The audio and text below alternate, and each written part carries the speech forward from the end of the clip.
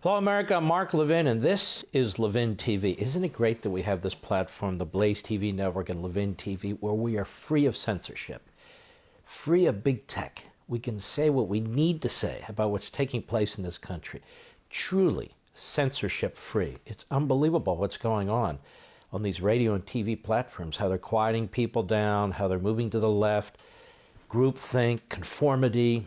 That's why what we do here is so crucially important.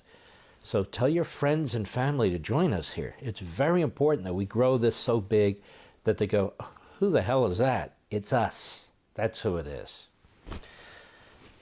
Now, we live in a constitutional republic, but you wouldn't know it if you listen to Joe Biden and the Democrats and the media. Joe Biden has a poster behind him now that says, President-elect. Well, Joe has never been too sharp. As a matter of fact, he's usually quite dumb, and that's throughout his life and his career. So I went after Bob Bork and Clarence Thomas.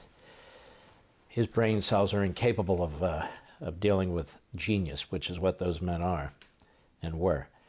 What am I talking about? The constitutional system. We haven't had a single state certify a single elector to the Electoral College, not one.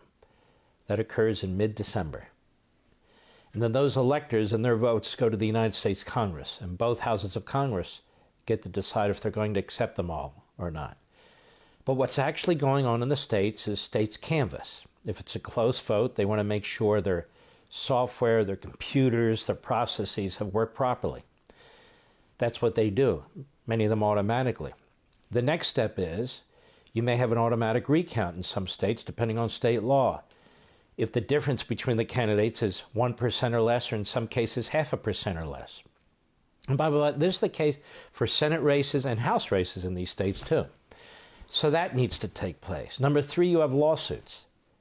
The Democrats should know all about lawsuits. Al Gore brought a zillion lawsuits, went to the Supreme Court twice in a 37-day period.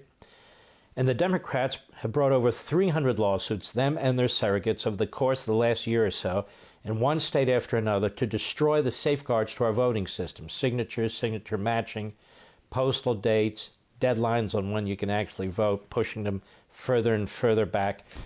So this is a huge problem because they've created chaos, and they want to create chaos. As I keep saying, they want an earlier and earlier vote and a later and later count. Why? Because they're relying on mail-in voting. Their base doesn't like to get the hell out of their house and go to the precinct and vote.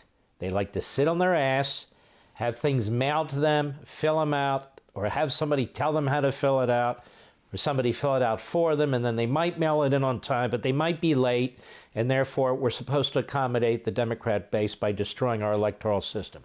That's what's going on. This isn't about uniting behind Biden. This is about whether or not he won the presidency and having a proper process before he can remove the existing president from office and running around declaring himself the president. That is grotesque. That's third world. That's totalitarian. What our president's trying to do is uphold the Constitution. There is no damn way that I give the Biden and his party what they demand, given what they've done to my president and my party. And beyond that, I completely reject their policies. Climate change, so they can destroy the capitalist system and regulate every damn thing we do. If you can regulate the air and the water and the land, you own us. And they want to reach right into your homes, right into your businesses, right into your place of work, and use climate as an excuse to control what takes place in this country. No way. They've already said what they want to do to the suburbs. Destroy them. Destroy them. No way. They've already said no more fence. They may even take the fence that's sitting, but there's another 400 miles of fence. I support the other 400 miles of fence. I'm supposed to get behind the lawless crowd? No way. I don't support abortion on demand and all taxpayers paying for it. I'm not getting behind that. No way. I don't support packing the Supreme Court with leftists. I'm not getting behind that, or packing the Senate with 4 more Democrats. I'm not uniting behind that, or destroying the filibuster rule, or ending the Electoral College. In other words, destroying our electoral system and our checks and balances, and destroying the Supreme Court. No, I'm sorry. I'm not uniting behind any of it. None of it. And I don't give a damn what Sidney McCain says. I don't give a damn what George W. Bush says. I don't give a damn what Tom Ridge says or any of the other dinosaurs who backed Biden despite his agenda and despite his party, because they personally didn't like Donald Trump. You know, I read a piece in the National Review by a gentleman who used to be a friend of mine. I don't consider him a friend anymore. And it was something to the effect that, you know, he was a pretty good president. The problem is the man. You know, no self-control.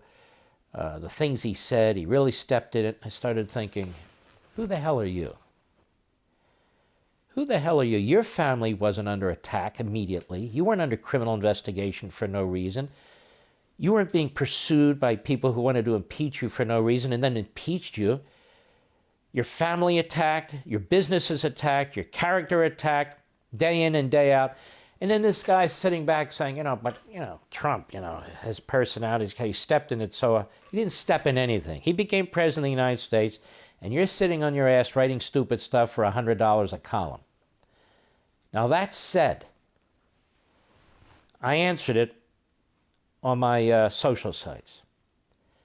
This president didn't have sex with any interns like John Kennedy and Bill Clinton.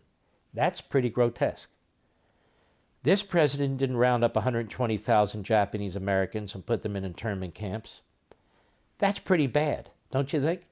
This president didn't arrest any journalists or shut down newspapers or unleash the FBI against the New York Times and Fox and so forth like some of his predecessors did. That's pretty bad. This president didn't unleash the FBI or the IRS, and in some cases the CIA, against their political opponents. LBJ did. Nixon did. John Kennedy did. FDR did. Obama did. That's not what this president didn't do any of those things. And I go down this list of things. This president didn't suspend habeas corpus. Another president did, and I understand it. But this president didn't. All the talk about the Insurrection Act, where I think the president should have used it, but you see he had a Secretary of Defense that was political and positioning himself with the media. Insurrection Act's been used so many times in the past, I can't even count it. But he didn't use the Insurrection Act, despite what Antifa and Black Lives Matter and the others were doing in terms of burning our cities and looting. He didn't do that.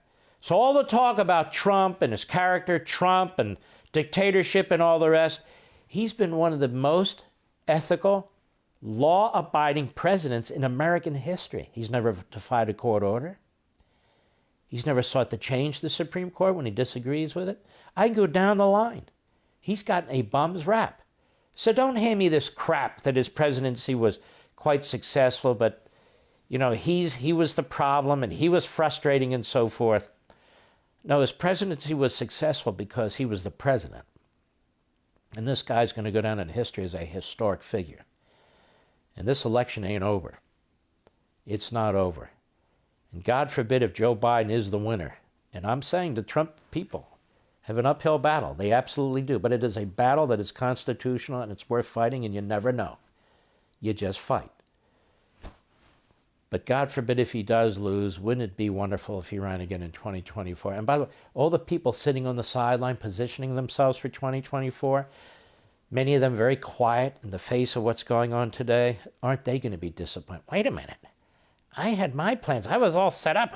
I had the funding group. I had the endorsements. I had the committees. I got my family. I was going to run in 2020. He'll blow all that out. That's kind of hilarious, actually.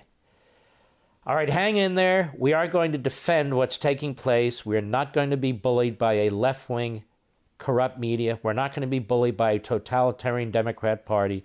And we sure as hell are not uniting around their, well, I almost cussed, their agenda. That ain't happening. Right here, the new resistance. For more, sign up for Levin TV.